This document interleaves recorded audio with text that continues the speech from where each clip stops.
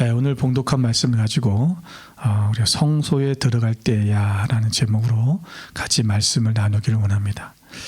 본 시편은 73편부터 나오는 얘기는 이 다윗의 시대에 그 성가대장으로 활동을 했던, 우리 오늘날로 말하면 성가대장 같은 거예요. 그 성가대장으로 잘 알려진 우리 아삽의 시입니다. 이 아삽이 이 시인데, 이 시는 특정한 어떤 역사적 사건을 배경으로 한 것도 아니고요. 이 내용이 뭐냐면, 이 선하시고 공의로우신 하나님께서 다스리는 이 땅에 왜 악인은 형통하고 의인은 고통당하는가, 이 모습을 보면서 오늘 이 시편의 기자가 자신의 그 개인적인 그 깊은 신앙적 갈등을 바탕으로 기록된 것이 바로 이 73편의 시편입니다. 오늘 1절의 말씀을 보면 이렇게 시작하고 있죠. 하나님이 참으로 이스라엘 중 마음이 정결한 자에게 선을 행하시나. 그랬어요. 여러분, 하나님은 마음이 정결한 자에게 선을 행하시는 분이라고 소개하고 있습니다. 여기서 하나님이 선을 행하신다는 것은 은혜와 복을 베푸신다는 것입니다.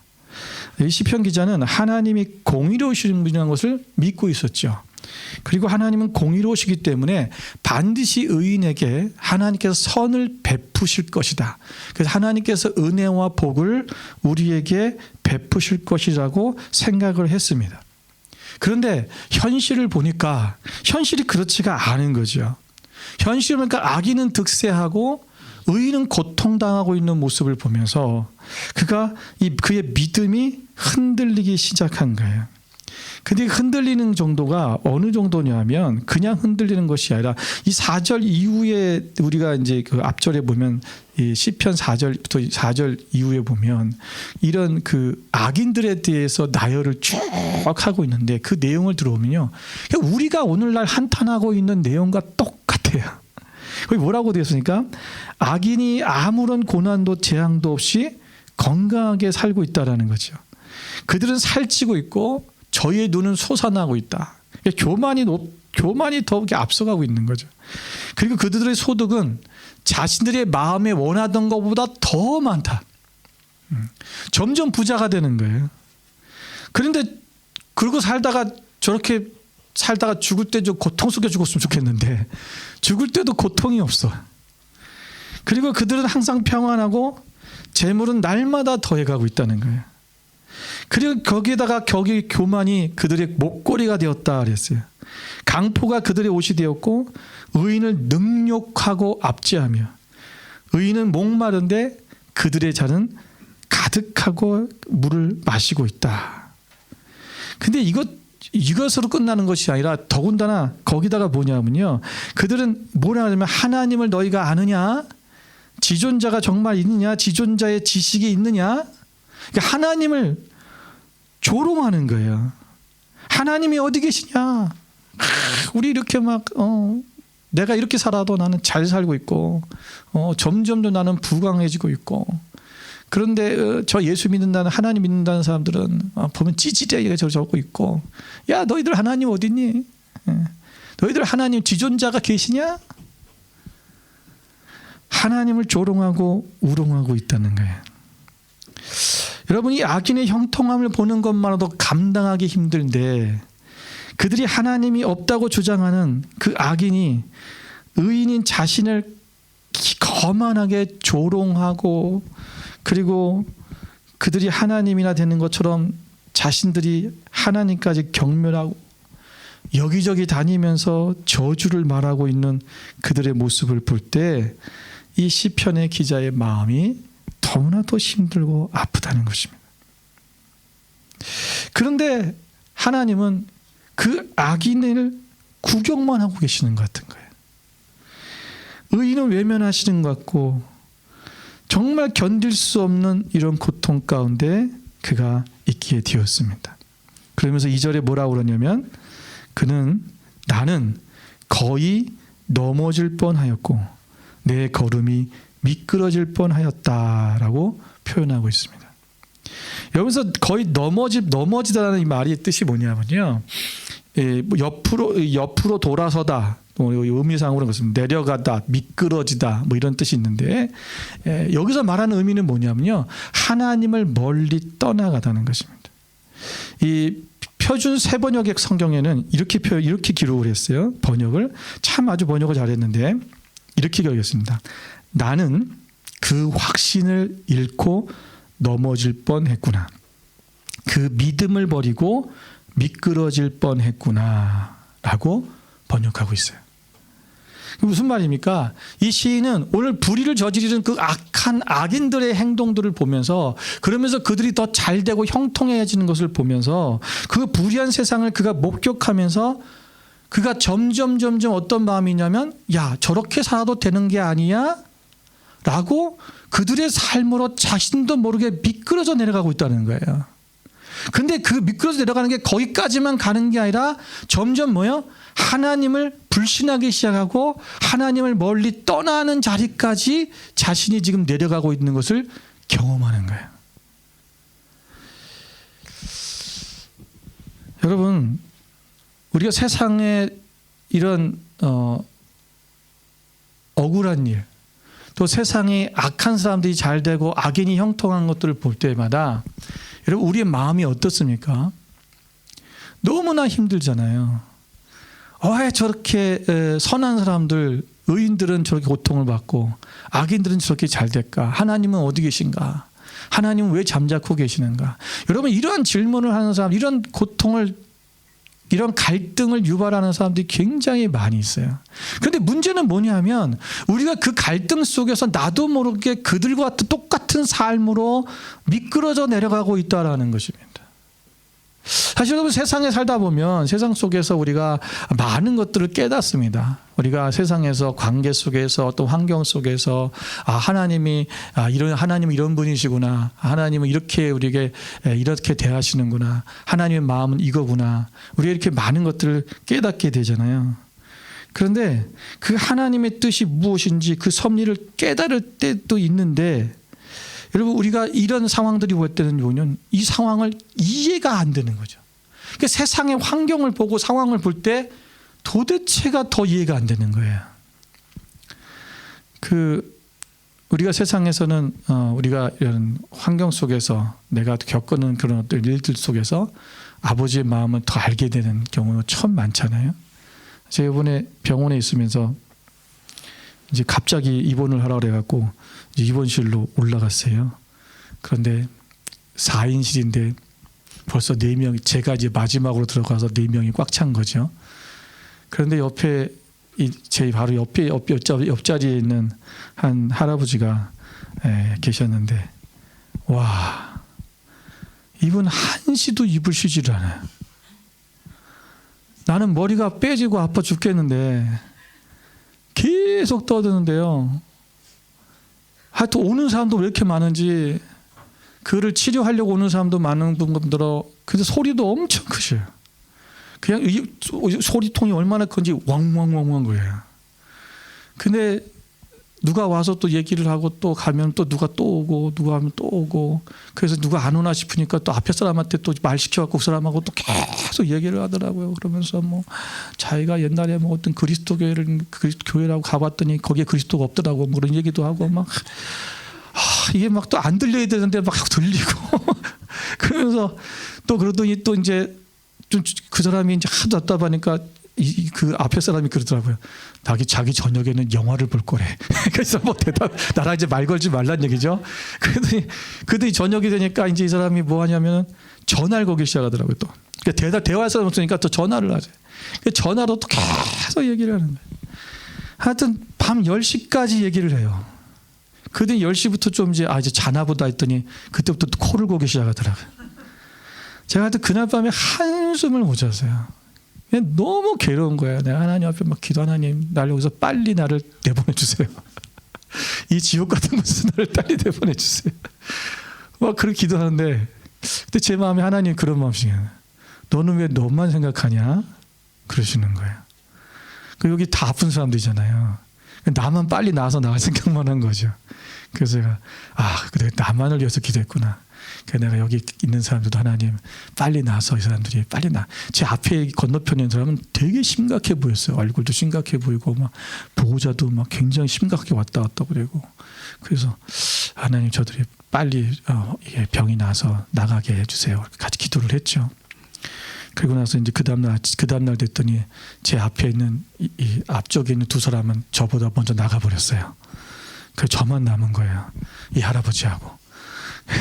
그냥 저만 힘들게 또 하룻밤을 또 같이 그 할아버지랑 지냈는데 하여튼 이런 과정들 속에서 하나님의 아버지가 마음이 뭔가 나를 향하신 그분의 마음 또 더 이웃을 생각하라는 마음 여러 가지 이런 것들을 깨닫고 하잖아요.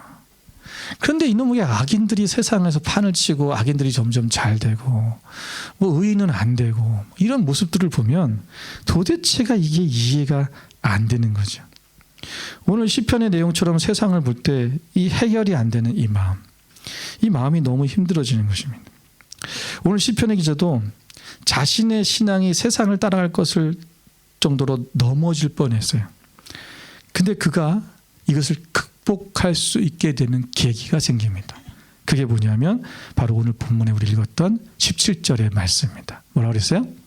내가 하나님의 성소에 들어갈 때야.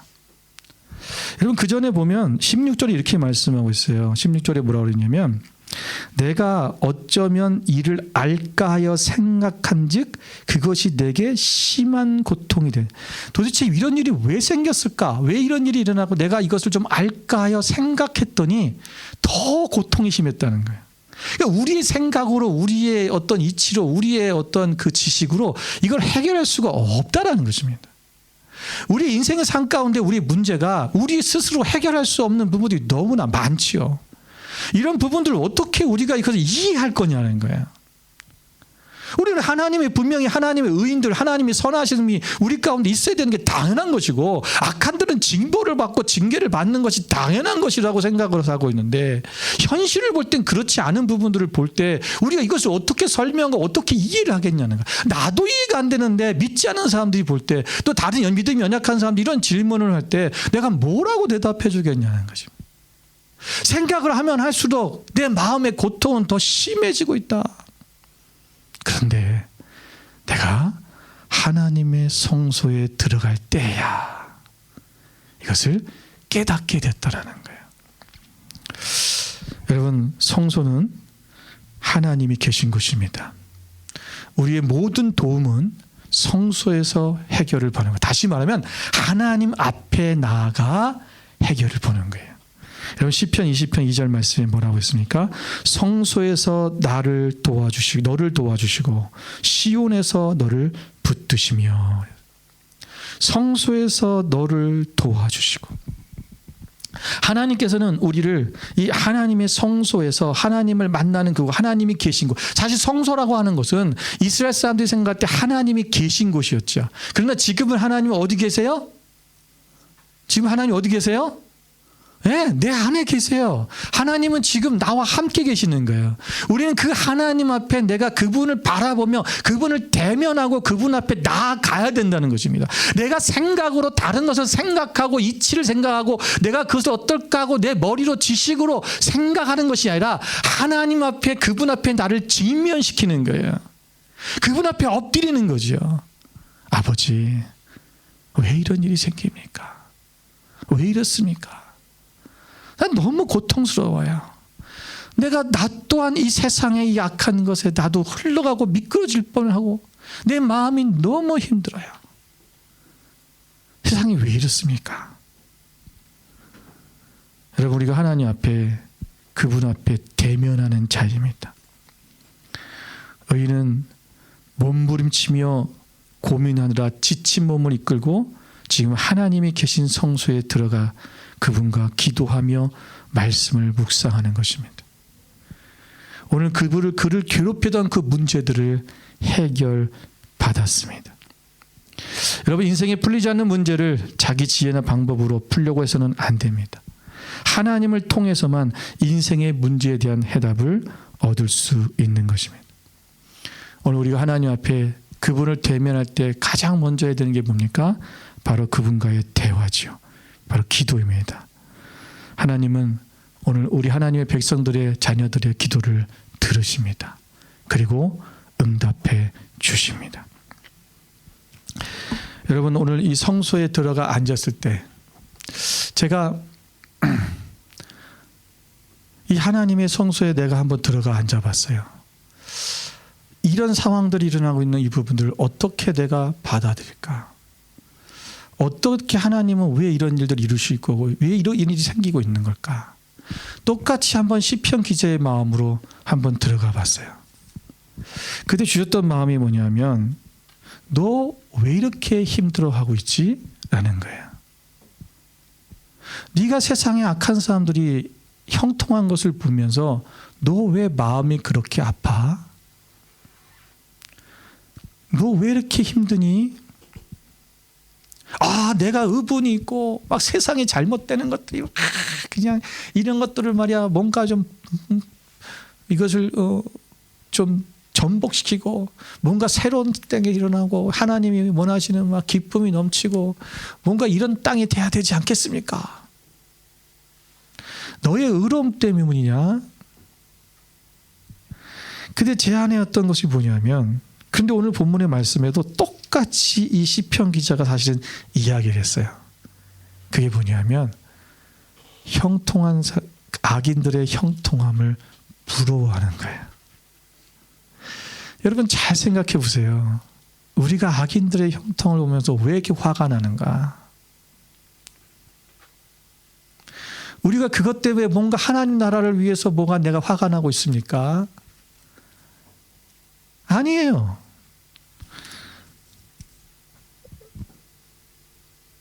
여러분 3절 말씀을 같이 한번 보겠습니다. 73편 3절 같이 한번 읽을까요?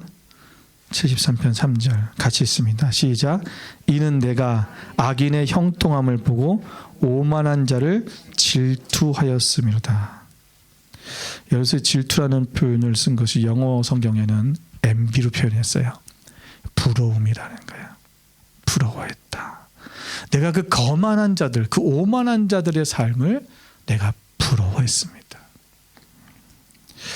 여러분 사실 우리가 이런 신앙적 갈등이 수많은 성도들의 경험이기도 하고 또 많은 성도들이 이 악인들의 형통함을 보면서 우리가 방황하기도 합니다. 그런데 실질적으로 우리가 보면서 그 악인들이 나보다도 더 많은 그런 죄악의 자유를 누리고 그럼에도 불구하고 더 그들은 더 부유한 삶을 살고 또 거침없이 그들이 방종한 삶을 살면서도 아무런 어떤 고통도 없고 어떤 심판도 없는 그런 모습을 보면서 우리가 부러워하고 있는 것이 아닌가라는 거예요. 오늘 하나님의 존재나 그분의 선하심에 대하여 우리가 의심하게 되고 신앙적 회의에 빠져서 낙심하거나 신앙을 포기할 마음까지도 먹는 것입니다. 여러분 신약 성경에 보면 대표적인 이런 사람이 있었습니다. 그 사람이 누구냐면 바로 데마입니다. 그는 바울의 친구였고 통역자였고 또 골로새서나 빌레몬서에 보면 이 데마의 이름으로 문안하는 이름이 올라오기도 합니다. 그 정도로 성도들 가운데 당시의 초대교회 가운데 알려져 있던 인물이었습니다. 그러나 바울이 그가 감옥에 투옥되자 이 데마는 바울을 버리고 데살로니가로 떠나버렸습니다. 디모데후서 4장 10절에 그것을 잘 표현하고 있죠. 데마는 이 세상을 사랑하여 나를 버리고 데살로니가로 갔고 그레스게는 갈라디아로 디도는 달마디아로 갔고. 여러분 그냥 사도 바울을 그냥 단순히 바울을 버린 게 아니라 그는 이 세상을 사랑해서 하나님을 떠났다는 거예요. 여러분 그렇게 하나님 나라를 위해서 함께 하겠다고 그렇게 했던 또 함께 했었던 그런 데마가 결국은 감옥에 갇히는 그 모습들을 보면서 그는 세상을 향하여 떠나버리는 것을 우리는 보게 됩니다. 여러분, 스펄전 목사님이 이런 얘기를 했습니다. 여물을 먹는 황소는 짐승을 잡아먹는 사자를 부러워하지 않는다. 하늘을 나는 비둘기는 새들을 잡아먹는 독수리를 부러워하지 않는다. 뭡니까? 삶의 길이 다르다는 거예요. 여러분, 악인과 의인의 삶의 길은 다릅니다. 또 그 결과도 반드시 다릅니다. 지금의 현실은 사자가 멋있어 보이고 독수리가 멋있어 보이지만 결국은 사자는 사자 길을 가는 것이고 독수리는 독수리 길을 가는 거예요.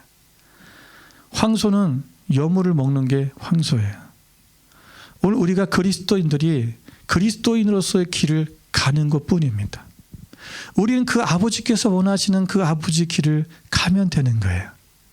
세상의 악한 자들이 무엇을 하든 그들이 잘 되든 잘못되든 그거 상관하지 할 필요 없어요.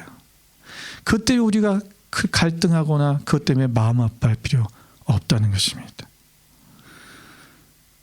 여러분, 잠언서 24장 1절 말씀에 이렇게 말씀하고 있습니다. 너는 악인의 형통함을 부러워하지 말며 그와 함께 있으려고 하지도 말지어다.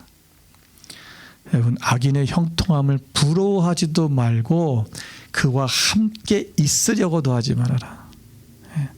여러분, 그것을 함께 있다 보면 결국은 그들의 삶 가운데로 우리가 미끄러져 빠져갈 수밖에 없기 때문에 그렇습니다. 두 번째, 오늘 이 시편 기자는 성소에 들어갔을 때 어떻게 하나님이 지금 마음이 무엇이고 왜 이런 일이 어떻게 깨닫게 되었을까? 하나님이 성소에 들어가는 순간 그는 17절에 보니까 그들의 종말을 깨달았다라고 고백합니다. 그러니까 무슨 말입니까? 오늘 현세의 현실을 보는 것이 아니라 종말을 보게 된 거예요. 그러니까 우리는 뭐냐면 항상 우리의 시각에 보면 현실을 보게 되는 거죠. 현실에 집중하는 거야. 현실에 지금 살고 있는 우리의 모습, 악인이 지금 잘 살고 있고 의인은 지금 못 살고 있고 뭐 악인은 형통하고 의인은 고통받고 있고 이런 부분을 지금 보다 보니까 뭐예요? 아, 우리는 지금 이거 완전히 억울하고 뭔가 내가 지금 잘못 살고 있는 것 같고 뭐 저들이 더 잘 사는 것 같고 뭐 이런 일들이 우리 안에 갈등이 일어나는 거죠. 근데 결국 우리의 종말이 뭐냐라는 거예요. 오늘 그들의 종말, 그 악인의 종말을 내가 보게 되었다. 그걸 어떻게 갑자기 보게 되었을까? 왜 지금까지는 그들을 못 보다가 현실을 보다가 왜 갑자기 종말을 보게 된 거예요? 성소에 들어가서 하나님을 바라보기 시작하니까. 하나님을 보게 하고 하나님께 집중하기 시작하니까 세상의 것이 눈에 들어오지 않는 거예요. 세상의 가치가 그렇게 크게 다가오지 않는 거예요. 여러분 보세요. 내가 아버지 앞에 서서 아버지 앞에 무릎 꿇고 그분을 바라보는 순간 있잖아요. 그 아버지를 내가 바라볼 때 세상의 그 다른 어떤 것들이 나를 괴롭히질 않아요. 그게 들어오질 않는 거예요. 왜? 하나님이 아름다우신 그분이 또 전능하신 그분이 모든 것을 아시는 그분이 모두 위대하신 그 하나님이 내 앞에 계시는 순간 세상에 내가 여태까지 생각하고 눌리고 봐왔던 모든 화면들이 딱 끝나버리는 거야. 그리고 오직 그 하나님만 보는 거죠. 그러다 보니까 그들의 종말이 보이기 시작하는 거예요. 여러분 우리가 온통 세상에서 악인의 형통함에 지금 집중하고 있는 거잖아요. 이 지금 시편 기자가 쓰고 있는 글들 보세요. 지금 악인의 그 형통함을 그 악이 얼마나 세밀하게 지금 묘사하고 있어요. 그들의 막 교만이 막 눈이 막 솟아 있고 목에는 강포가 매달려 있고 여러분 이 묘사를 보면요, 야 정말 자세하게 해놨어요. 오직 지금 시선이 어디 고정돼 있다는 거예요? 악인들이 고정돼 있다는 거예요. 우리가 오늘 지금 무엇을 보며 살 거냐라는 거예요. 내가 보고 있는 그것에 집중하고 있으면 결국은 그것이 내 삶의 내 생애의 전부가 돼버려요. 삶의 현장이 돼버리고 삶의 전체가 돼버리는 거죠. 다시는 주역의 무대가 돼버리는 거예요. 왜 우리가 쓸데없이 악인에 잘 되고 있는 그 현장을 그들을 보면서 왜 우리 그들을 보면서 살고 있냐는 거예요. 우리가 지금 하나님을 바라보고 하나님 말씀으로 살아가기도 바쁜데 그것에 내가 지금 집중할 필요가 없잖아요. 오늘 시선을 바꾸는 거예요. 성소에 들어가서 하나님을 바라보고 하나님을 깊이 묵상하다 보니까 내가 여태까지 뭘 보고 있었지? 내가 지금까지 무슨 생각을 하고 있었지? 이게 생각나기 시작하는 거죠. 깨달아지기 시작하는 거예요. 왜 괴롭습니까? 내 삶이. 왜 인생이 이렇게 어렵습니까? 왜 갈등이 그렇게 많습니까? 내가 오늘 내 삶 속에서 그것이 중요하다고 집중하고 그것을 내가 묵상하고 있기 때문에 그래요. 악인의 형통함을 왜 묵상합니까? 오늘 하나님의 묵상하고 하나님의 말씀을 묵상하고 늘 하나님을 생각하며 살아다 보면 우리가 하나님께서 원하시는 그 하나님 앞에 이 세상의 것들이 우리 인생에 있어 그렇게 중요해지지 않는 거죠. 우리 인생이 중요한 것은 지금 우리가 어디에서 살고 있느냐는 이 장소의 문제가 아니에요. 지금 우리가 어디로 향하고 있느냐라고 하는 이 동작의 문제가 있다는 거예요.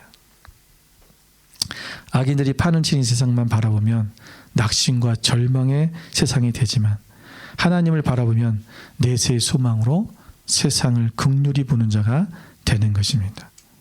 오늘 시편 기자는 성소에 들어갔을 때야 비로소 악인의 형통함을 보고 내가 미끄러질 뻔했던 자신을 바라보며 양심에 찔려 괴로워했습니다. 여러분 22절에 보시면 이렇게 표현을 해요. 이제 그래서 깨닫고 난 다음이죠. 22절에 보면 내가 이같이 우매무지함으로 주 앞에 짐승이오나 그랬어요. 내가 정말 우매무지했구나. 근데 그 나의 모습이 짐승 같았다라는 거예요. 그만큼 자기를 지금 자책하고 있는 것입니다. 여러분 코앞의 현실만 볼 줄 알고 미래의 훗날은 볼 줄 모르고 살아오는 자신이 짐승과 다를 바가 없다라는 거 고백하고 있는 거예요. 마치 자신이 생각하고 느꼈던 것이 진리인 것처럼 그래서 생각하고 받아들였던 그였지만 하나님을 통하여 하나님의 섭리와 그 뜻을 대하여 깨닫고 나서 비로소 자신의 생각과 판단이 얼마나 우매하고 무지했던 것을 다시 한번 깨닫게 되는 것입니다. 여러분 성소에 들어갑시다.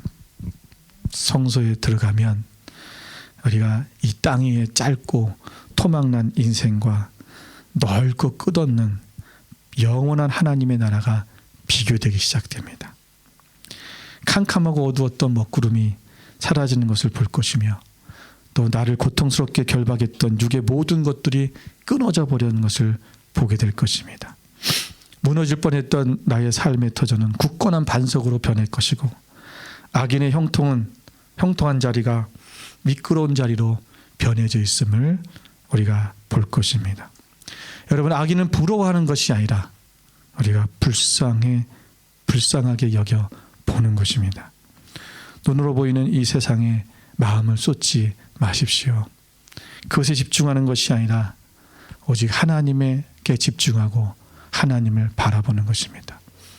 짐승은 오직 땅만 보고 삽니다. 네 발로 기어다닌다는 것은 땅을 보고 사는 거예요. 그러나 하나님께서 우리 인간에게 두 발을 주신 이유는 직립보행을 하신 이유는 하늘을 보고 살라는 것입니다. 우리는 땅만 보는 세상을 살아는 짐승처럼 사는 것이 아니라 하늘을 바라보고 하나님의 나라를 가운데서 하나님의 뜻대로 살아가는 정말 하나님의 귀한 자녀가 되는 여러분 되시기를 주님으로 축원을 드립니다. 기도하겠습니다.